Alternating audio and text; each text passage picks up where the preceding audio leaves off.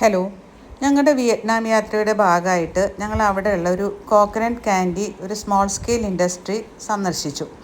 അപ്പോൾ അതെങ്ങനെയാണ് ഈ കോക്കനട്ട് ക്യാൻഡി ഉണ്ടാക്കുക എന്നുള്ളത് നമുക്ക് ഗൈഡ് വിവരിച്ച് തരികയാണ്.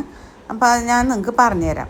ആദ്യമായിട്ട് നമ്മൾ തേങ്ങ പൊതിക്കുന്നു. തേങ്ങ നമ്മുടെ ഇവിടുത്തെ പോലെ തന്നെ ഉള്ളൊരു സാധനമാണ് പൊതിക്കാൻ വേണ്ടി. അങ്ങനെ തേങ്ങ പൊളിച്ച് അത് ചിരട്ടയോട് കൂടിയിട്ട് രണ്ടാക്കി മുറിച്ച് അതിനെ ഒരു മെഷീനിലിടുന്നു. ഈ മെഷീൻ്റെ ഉപകാരം എന്താണെന്ന് വെച്ചാൽ നമുക്കത് ചിരട്ടയിൽ നിന്നും വേർതിരിച്ച് കഷ്ണങ്ങളായിട്ട് കിട്ടും. അങ്ങനെ കിട്ടുന്ന കഷ്ണങ്ങളെ വേറൊരു നീല കളർ കണ്ട ഒരു മെഷീൻ അതിലേക്ക് ഇടും. അതിൽ നിന്ന് ഈ തേങ്ങയിൽ നിന്നുള്ള പാല് അതിൽ ഒരു ബക്കറ്റിൽ അവർ സ്റ്റോർ ചെയ്യും. കണ്ടോ, ബക്കറ്റിലേക്ക് അത് ഒഴുകി വരും. എന്നിട്ട് അടുത്തൊരു അടുപ്പ് കത്തുന്നുണ്ട്.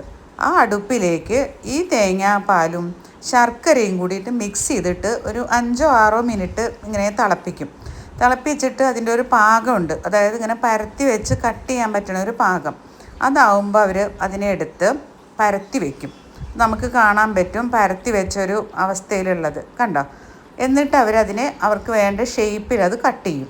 അപ്പോൾ ഈ സ്ത്രീ നമുക്ക് കട്ട് ചെയ്ത് തരുന്നത് കഴിക്കാൻ വേണ്ടി ജസ്റ്റ് ഒരു വെറുതെ മുറിച്ച് തരികയാണ്. പക്ഷെ നല്ല ഭംഗിയുള്ള ഷേപ്പിലാണ് അവർ കണ്ടോ വെച്ചിരിക്കണേ. എന്നിട്ട് അവരതിനെ ചെറിയ ചെറിയ സ്ക്വയർ പീസസ് ആക്കി റൈസ് പേപ്പറിലാണ് പൊതിയുക. ഈ റൈസ് പേപ്പറിൻ്റെ ഉപകാരം എന്താണ്? നമുക്കത് കഴിക്കാം. നമുക്ക് സാധാരണ മിഠായി പോലെ അതിൻ്റെ തൊലി കളയേണ്ട, റൈസ് പേപ്പറോട് കൂടി നമുക്ക് കഴിക്കാം. കണ്ടോ, അങ്ങനെ സ്വാദിഷ്ടമായ കോക്കനട്ട് ക്യാൻഡി റെഡി.